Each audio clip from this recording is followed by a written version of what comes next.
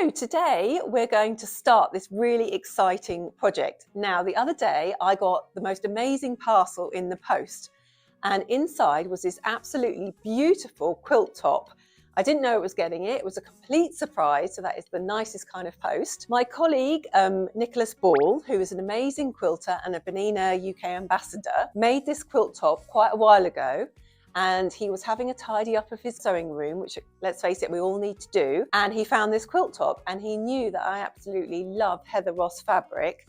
And this is made up all of Heather Ross fabric. It's absolutely beautiful and I love it. So he sent it to me, and obviously I want to use it. It's absolutely lovely and I want to be able to use it at home. So I need to quilt it. Now, there's lots of different ways I could quilt it, but I thought that this was the perfect opportunity to quilt in the hoop using the 990. As we know, it has a giant hoop, which we'll have a look at in a minute.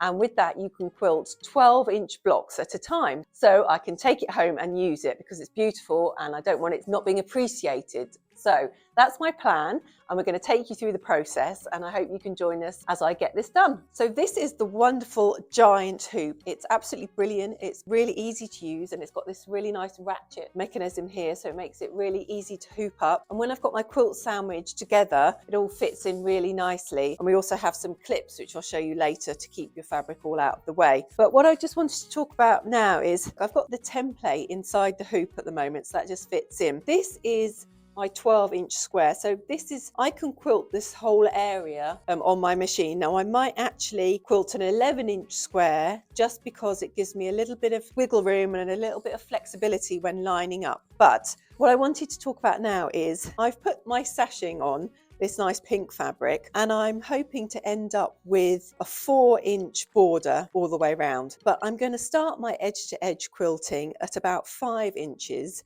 either side.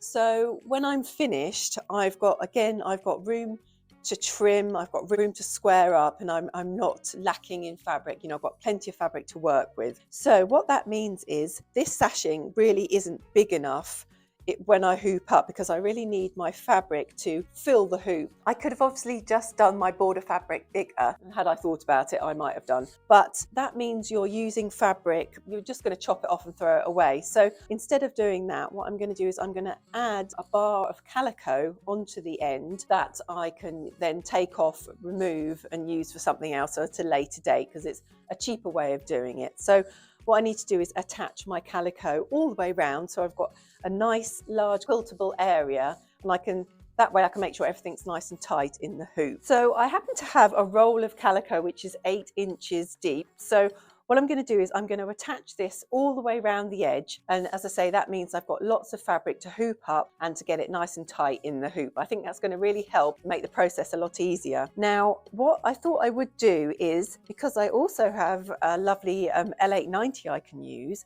I'm going to attach this to my quilt top using a chain stitch. So just using a simple chain stitch. Now the reason I'm going to do that is because the great thing about the chain stitch is once I'm done and I'm finished, it just unravels.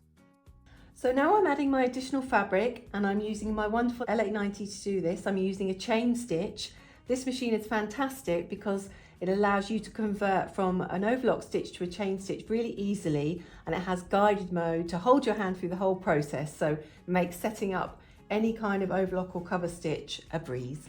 In this section, I want to talk about the design I'm going to use. So for this quilt, we're going to do edge-to-edge quilting. So we want a continuous design all the way across the quilt. And the great thing about edge-to-edge quilt designs is that they have a start and an end point which are in line, which allows you to easily join them together so you get a nice seamless result on your project. But the thing about edge-to-edge designs is they're really mainly used for long arm quilting. When you're doing a quilt on a long arm, on a frame, you're stitching in rows. So you join all your patterns together and you stitch a row, and then you move down and stitch another row. And because of this, they're normally a rectangular shape, so they like a tile, so they can all be put together, which is great. But the thing is, for our project, we are using the wonderful Bernina 990 giant hoop, which is a 12-inch square. So I would recommend, if you are going to use designs on the 990, you try and look for one that's a bit that is square. It just makes it a lot easier. So once you found a nice square design that you want to use, and I found a really nice one with a flower and a bee, which I'm going to use, then you need to decide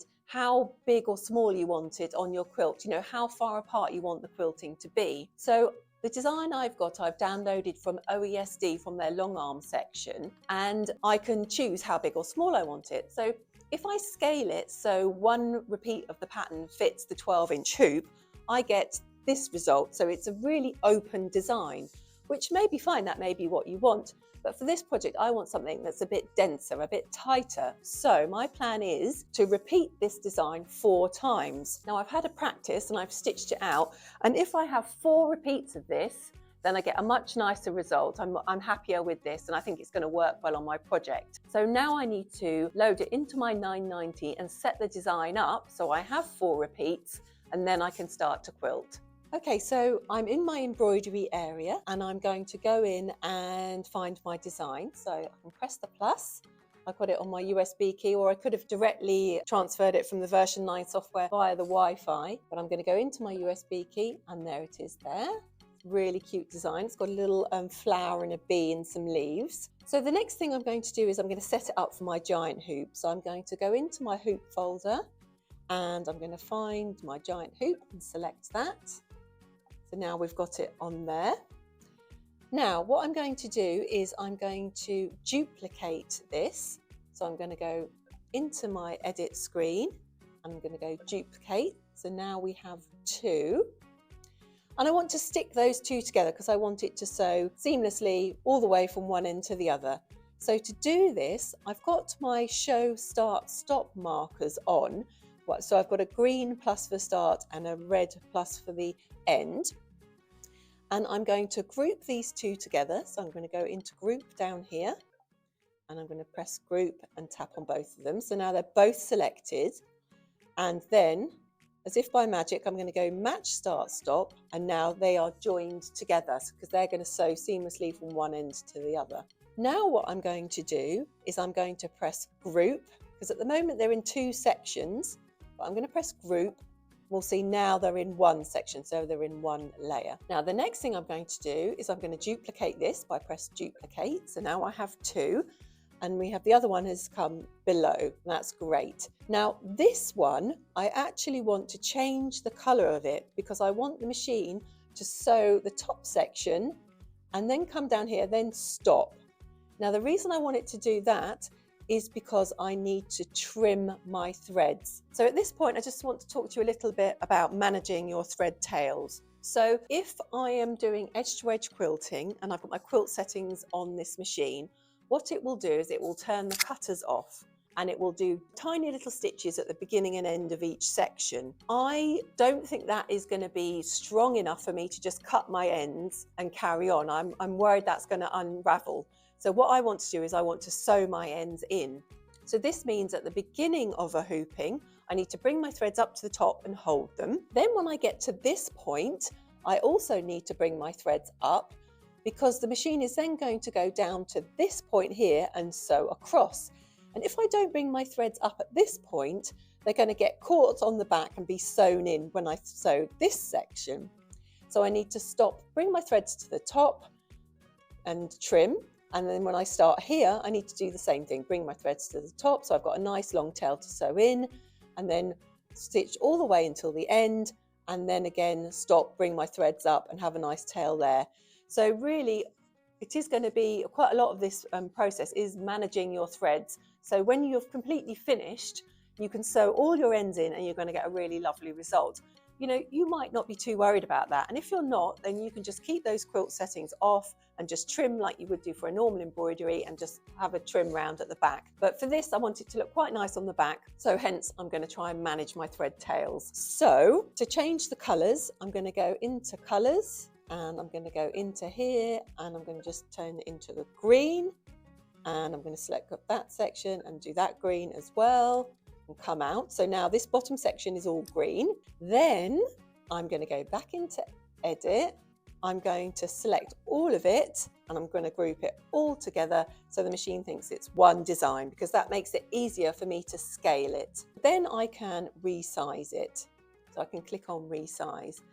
Now I've already gone in to settings and I've changed it so the measurement it's showing me is in inches, and at the moment it's 10 inches by 10 inches, this square. I'm going to make it slightly bigger. I am going to make it 11 inches by 11 inches because although I can quilt a 12-inch block, if I do that, I need to, when I'm lining up, I need to be really, really precise. And because this is a new project, I haven't done it that often, I want to have a little bit of room that I can pivot my design if I want to. So I'm going to give myself an inch all the way around so I can just make sure I've got room to get everything in the hoop. One other thing to just say, with the BQM files, you can adjust how many stitches per inch you want. So depending on the scale of your design, it's a good idea to do a sample first. So I've already done a sample on this and I've decided that I want 14 stitches per inch, and I've been into my settings and set that so I know that's correct. That's another thing worth doing. So before you start doing any quilting, once you've got your design ready, it's a good idea to have a practice run on some spare fabric, check your tension's okay and check that your stitches per inch are okay, and then you're ready to move on to your actual project. Now the next thing we need to think about is how do we line up our rows? So let's see how we're going to line our blocks up. We want a nice endless row of quilting so you can't see where they start and end. So for the first block, what we're going to do is we're going to draw a line or have a line marked on our quilt that's nice and straight. So that is going to keep hopefully everything in a nice straight line. And we're going to use our 3-point pinpoint placement along with our endless markers to line this first hooping up. So these are our top endless markers, and we're going to match these so we know that these are going to line up along this point. So we're going to use the top 2 endless markers. Then for the next hooping, we're going to use bottom edge to edge marking here. We're going to line up that with the 3-point pinpoint placement, and we're also going to use our top endless marking. Now we could just use both of these markings here, but what I found is if you use those two, sometimes you could sort of end up going off, drifting off at an angle, and everything doesn't end up being straight. So I think it's better to use one of these markers and one of your endless markers. And for this row, we can continue doing that. So we'll use the bottom edge to edge marker and the top endless marker until we get to the end of the row. Then when we start our next row, again, we can use our top 2 endless markers, and we're going to match them up to the bottom 2 endless markers of the hooping above, because that's going to keep that nice and straight. And then as we carry on that row, again, we're going to match this bottom marker and we're going to match the top endless marker with the one above. And I've just found that that's a better way of keeping everything in check, because if you hoop up and you're a little bit off, this kind of compensates for that. And then you don't find that all your rows have drifted and you're sort of going off at a diagonal. So hopefully that will keep you nice and square, so all your lines will be nice and straight. And now back to my screen, I'm going to show you how to add the endless embroidery markers. So I'm going to go up here, and in positioning I'm going to go to endless embroidery, and I'm going to make sure I have markers on the top and on the bottom. And I'm going to use these to help me line up when I come to the next row that I'm going to do. With my quilt, I'm going to start top left, work all the way across and just work down the whole thing until I get to the bottom. So I've got my markers in top and bottom. So I've created my quilt sandwich. I've got my 3 layers together, and what I did was I just used some 505 spray to stick the layers together, and then I've put a few pins in just to keep it so when I'm moving it around it doesn't, work its way apart. As you can see, I've got my large edge pieces sewn on, and that's worked out really well because on this hoop I needed to have fabric under this top section, and if I just had the band that I'd added, it wouldn't have been enough and I wouldn't have got a nice strong hooping. So I am glad I added the extra fabric. That's going to make a big difference. I've got my hoop in and I used my template to get it into the right place. Now I've set up an 11-inch block, and this is showing a 12-inch block, and I've got it set up so my pink fabric is just inside it. I'm going to pinpoint place it so I get the quilting exactly where I want it. And the other thing I've also done is I've attached the clips, so these you can lift them up or spring them down, and that holds the fabric in place again so it doesn't, you know, move or pop out. I've checked I haven't got any tucks or anything on the back. It's nice and firmly in. So the next stage is to take it over to the machine and stitch out my first hooping. So I've hooped up my first hooping on this wonderful quilt, and I've made sure using the template that the first section of my quilt is within the 12 inches because that's the area obviously I want to quilt. So that's all nicely lined up. So now I can take my template off. Now you will be using this quite a lot. It's a real friend because it really helps you keep everything lined up and you know exactly where your quilting is going to go. But I can take that off now. Then the first thing I'm going to do is I'm going to scan the hoop. So we have this wonderful facility on this machine to scan the hoop, and that means I can then load my design and put it exactly where I want it. So to scan the hoop, I'm going to go into my eye and into the picture of the hoop, and I'm going to press scanned image, and then I'm going to press scanned hoop, and it's going to move my hoop. So it's going to take a picture of the whole of the giant hoop, which means it's going to really move all around. So you have to be careful that you've got nothing behind you and nothing too much in front of you because you don't want to get hit by the hoop. Another thing I found really useful is, I know you can't see, but I'm on a little roller stool.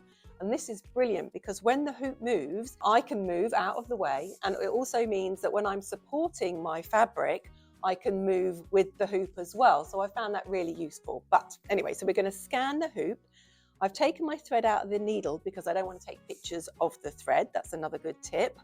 So now I'm going to press the green tick and it's going to move around and take little pictures of the whole area so I can see exactly where to place my embroidery design. So it's going to work its way round, and obviously I'll move the excess hoop out the way as we come to it, keeping it nice and supported.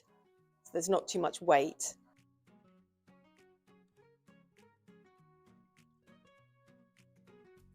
So it's taken all his pictures. Now this little character on the screen is called Bernina, and he's having a think about it. He's sticking all those little pictures together to make one scan for us to work with.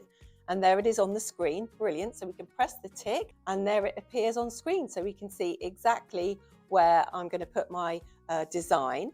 So now what I can do is I can go in and find my design. I'm just going to find it. So it's in my Hannah folder. There it is. I'm just going to drag and drop it to where I want it. So I want it as far over as I can and as far up. So we're going to go to about there. Now I'm also going to rotate it slightly. So I'm going to go in and I'm going to go to rotate. Just going to tweak it. That's it. Just a tiny bit because my hooping wasn't perfectly straight. So now I've got it roughly where I want it. Now I'm going to go and use those endless markers at the top to make sure it's perfectly lined up for my first hooping, because it's important to get that one correct so the rest of them that follow also line up. So I'm going to go back into edit. I'm going to go into pinpoint placement, and I found that the best option to use for this is the free point. So I'm going to go into free point and I am going to zoom in a little bit.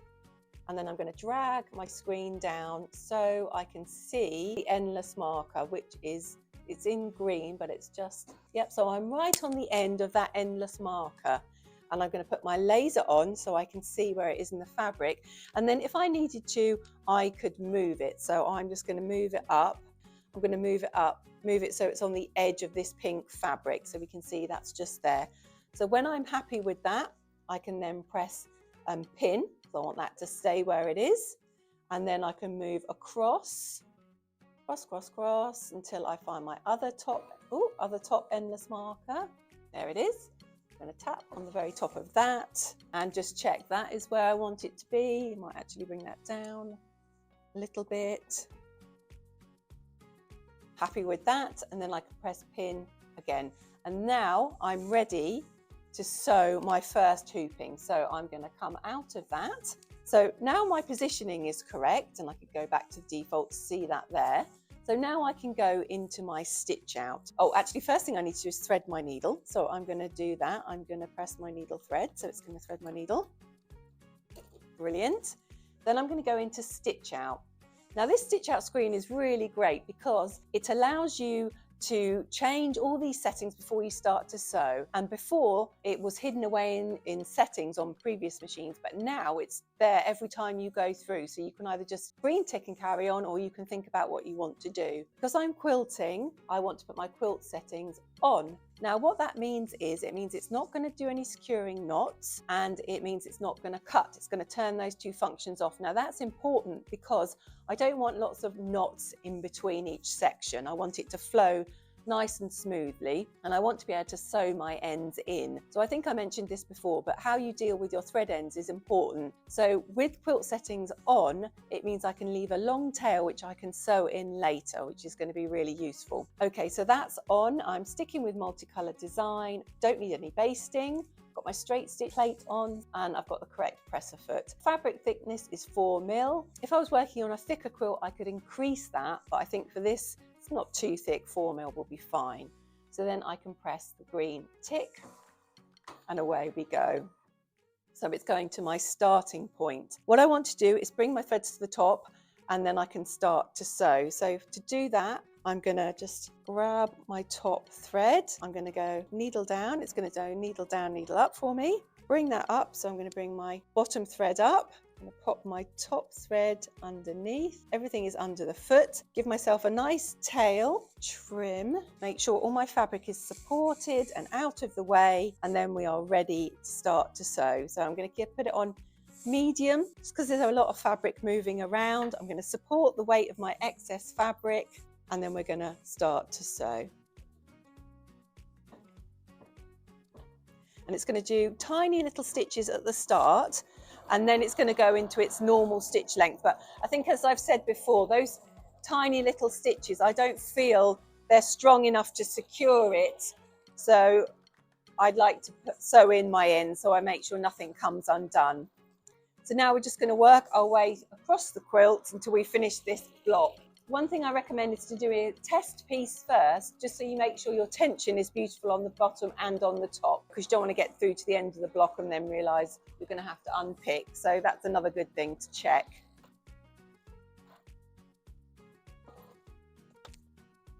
So at this point, I'm going to trim these two threads so I can sew them in, because if I don't trim them now, what can happen is they can get sewn into these two bottom blocks. I don't want to have to unpick them. So I'm going to raise my presser foot, take my little scissors, I'm going to cut the thread there, and then I'm just going to nip round to the side and cut my bottom thread. So in this project, I'm going to have quite a lot of threads from the start and the end of the block that I need to sew in, and I don't want them to get all tangled up as I work my way through. So what I'm going to do is wrap them around my fingers there, and I'm just going to get a little bit of masking tape and just stick them into place. Yeah, so hopefully they won't all get tangled up and get in the way. So I'm going to do the start and end of each section. So I need to bring my threads up to the top here because I've got a long bobbin thread that I've just trimmed. So I'm just going to do needle down, needle up, and bring that thread up. So again, we don't want that to get tangled. And then I'm ready to do this bottom section, so I can just start to go.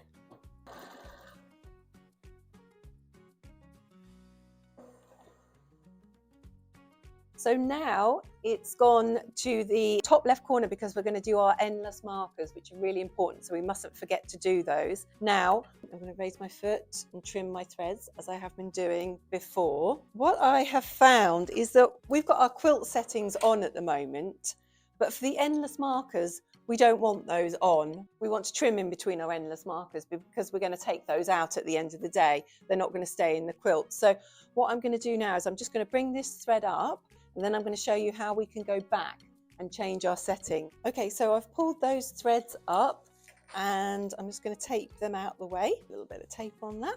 So what I can do now is I can go back into summary. So this, I love the fact that you can do this on this machine. You can go in and out and change things. So I'm going to go back to summary and I'm going to turn my quilt settings off because I want it to trim. Because if you don't, you get really long threads going all the way around, which you just don't need. So I've turned the quilt settings off and I'm going to press tick. It's having a think about it. Then I'm going to bring my threads back up at this point because otherwise you get a big long thread underneath.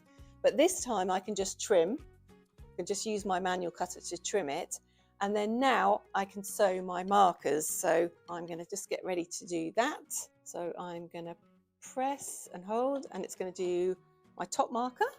So it's going to do all 4, and it's going to trim in between. And it's going to all go over to the side, thing out of the way. Press again, it's going to do that one. So obviously we're going to need these for lining up later. And then we're going to go all the way down.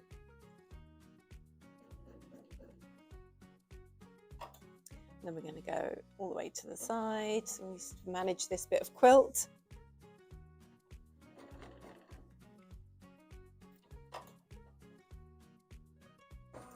And that is our first hooping done. So that's brilliant. So then I can go finish embroidery, and it's going to go back to where it thinks it's going to start again. Now getting ready for my next hooping. What I want to do is I want my needle to be in the center, just because it's easier to hoop up. So we've got that in the center now, and I can come out of that. I'm going to rehoop. So I'm going to take these clips off. So I had these clips on because it just gives a little bit more support and keeps everything out of the way, so nothing can kind of fold in when you're stitching. I can undo my hoop. I'm not going to take it off, I'm just going to undo it. So I've unclicked it with that ratchet. I hope you can see that. And then I'm going to take my top hooping out, and then I'm going to unroll and move everything over, and then I'm going to re-hoop. Now I found that if you've got a central line on your quilt that you can eyeball when you're unrolling and positioning, if you try and keep that at the same point to your presser foot, it just gives you a bit of a guide so you know where roughly you're going. And what we need to do is these 2 endless markers and the ends of our edge to edge quilting, they need to be within the hoop. So we need to unroll it so they're just to the edge, but we probably will have to do a bit of maneuvering. So once I've unrolled, I'm going to put the top of my hoop back in. Okay, so I've re-hooped my second hooping, and I've used the template to make sure I'm fairly straight. I mean, I don't have to be perfectly straight, and that my next block is within the 12-inch area, so I know I'm going to be able to fit it in. And I've also made sure that my markers are within the template. So I've got my endless markers here, and I can see the end of the edge to edge quilting sections there, because I'm going to use those to line up.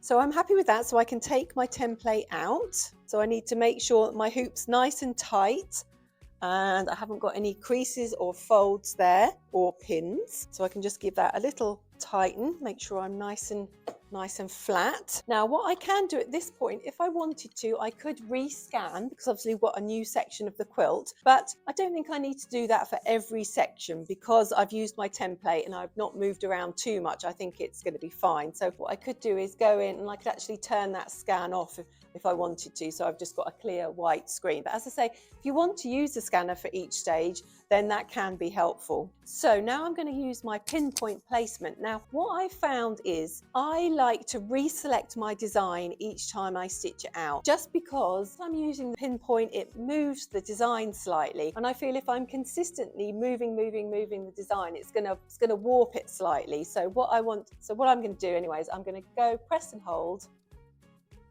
and I'm going to delete it, and I'm going to go in and reselect it so I know I've got a completely square version of my design. So there we go, we've got that back on there now. Then I'm going to go into my pinpoint placement. So I'm going to go into edit, into pinpoint, and I'm going to go into 3-point.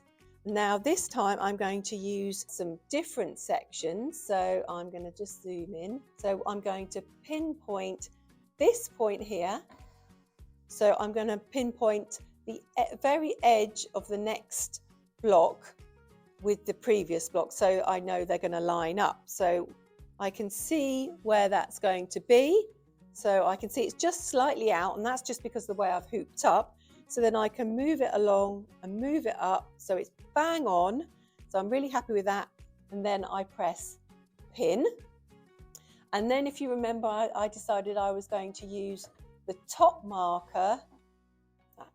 There it is. So I'm going to use this top marker just so everything stays nice and square and straight. So I'm going to use the top point of this, and I'm going to line that up with the top line that I either drew or is just a nice straight line on your quilt. So I can see actually that's pretty perfect. So that's great. So I'm going to pin that. Okay, so we're lined up for our next hooping, and we do the same thing all the way across, and we can come out of that and we're going to go into stitch out. Now we need to turn our quilt settings on again, so we're going to turn those on, so we're ready to sew, and we're going to press the tick, and now it's going to go to the start. And as we can see, we're pretty lined up for the start of the next row. So then what I'm going to do is I'm going to do needle down, needle up, bring that up, and then I'm ready to start to sew my next hooping. So press and hold, and away I go. Okay, so we've progressed quite far with the quilt, which is really good. I've got through quite a lot of it. And now I want to show you what happens when you start another row. So I've hooped up, and again, I've made sure that the endless markers that appeared at the bottom of my last hooping are at the top of the hooping here, and they're within the grid that shows the 12-inch square. So I'm now going to go and pinpoint place to those, so I know that I'm going to line up and I'm going to be nice and straight when I carry on my next row. So as we've done before, I'm just going to delete my last hooping. So press and hold and then press delete. Really want to delete it.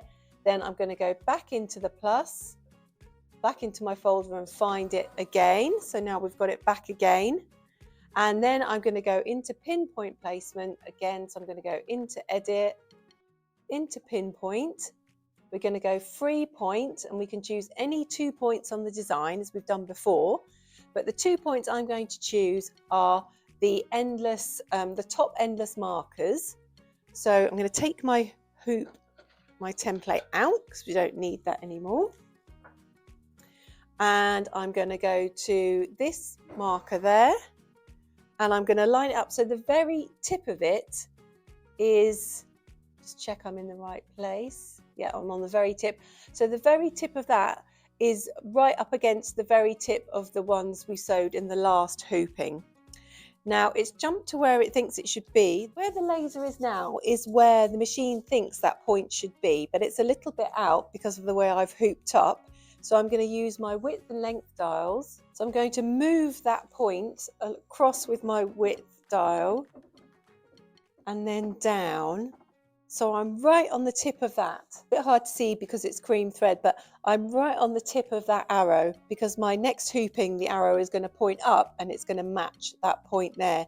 So when I'm happy with that, then I can press pin on the screen. So I'm going to pin that point by pressing there, and then I'm going to select the top of this pin point. So I'm just going to go up there, it's going to move, and I'm just going to zoom in to check that I am actually on the top. So there we go. It's really not far off, so I was quite straight in my hooping, which is good, but I'm just going to move it up a tiny bit just to get that again right on the edge of that one. Okay, so I'm happy with that, and then I can pin, and then we can come out of pinpoint placement and we can go into our stitch out because we're ready to sew now. So I'm going to go into stitch out. I want my quilt settings to be on. Everything else can stay the same, so that's all good. And then I can press tick and it's going to go to the start. So I just need to manage my excess fabric. And then we can stitch this out. So I'm going to do, as I did before, I'm going to do needle down, needle up, make sure my threads are at the top. Pull both of them up, and I'll tidy those away with my tape once I get going. So we're all ready to go. So I can press and hold.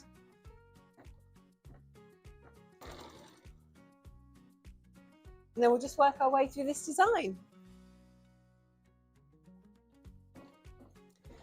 Okay, so we're just going to come to the end. I'm going to stop, and I'm going to pull this thread up, and then we're going to do our markers as we've done before. So I found these, the Bernina tweezers, which are my favourite tweezers in the whole world, so useful. These are quite good for just getting those little ends to come up through the quilt. And just hook one of the prongs through and then give it a pull, and then it all comes through. So I highly recommend the Bernina tweezers.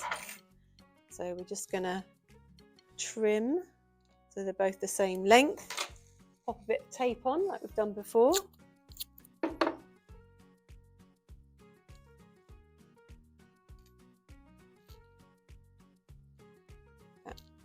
way. And then we're going to go back into summary. We're going to turn the quilt settings off and back out of that. And then, as we've done before, I'm going to bring my both threads to the top so they don't get sewn in on the back. And then, because I've turned my scissors on now, I can just trim there, and then I'll just do my markers. These are lining up nice and neatly, so I know I'm nice and straight, which is fantastic. And then we've got the new set at the bottom, so we can use that in the next row. Great, so now I'm going to rehoop for my next hooping along. Okay, so I've rehooped. Now we need to go again back into edit. I'm going to delete this as I have done before, select it again so it's nice and fresh and square, and then I'm going to go into my pinpoint placement. Now this hooping is my favourite hooping because these are all my favourite colours on this quilt, and I love it so much. We've got little octopuses, got some little frogs, a little princess. So I really love the colours in this bit. But anyway, I digress. So I'm going to go into my pinpoint placement. I'm going to go into my 3 point, any point, and I'm going to pinpoint this lower edge to edge join here. So I'm going to go down to there, and I'm just going to check. Yeah, because I'm not quite on the end. So I'm right on the end there, and then I can move. So I'm just going to go down and along, so I'm in the right place, and pin. So we can keep it nice and square and straight. We're going to go up to this point right at the top. Just move everything out of the way. And I'm just going to check. There we go. Yeah. And I'm going to move this over. Okay, so we're good with that. And we're going to pin that. And then we can come out. Go back, reset, so we can see what we're doing. Okay, so we're happy with that. So then we're going to go back into our stitch out. We're going to put our quilt settings on, and away we go. So it's going to jump to where it thinks it's going to start, which is just there. Then I'm going to bring my threads to the top, and away I go.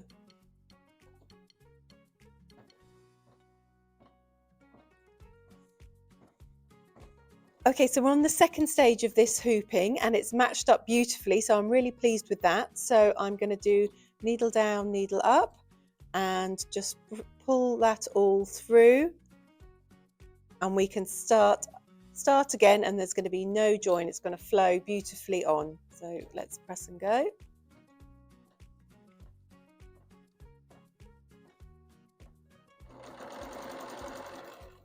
So now I'm going to work my way across the quilt, and when we're all finished, we're going to come back and show you how we've got on. And it's finished. I'm so glad I've got it done. I've really enjoyed this project. I've learnt loads doing it, but it's been a real joy using the 990 and the giant hoop. It's been really easy to do. I think the design works brilliantly. It flows really nicely over the quilt. It's all held together nice and securely. The front looks great and the back looks great. I sewed in all my ends, took my registration marks out and did the binding. So now it's all complete. I mean, it looks like it's been long armed. I'm really happy with the quality. So I'm definitely going to do this again on future projects, but now I'm going to take this quilt home and really enjoy it. So the last thing I wanted to say was thank you to Nicholas Ball for creating the quilt top, and I'm going to take it home and everyone can appreciate it.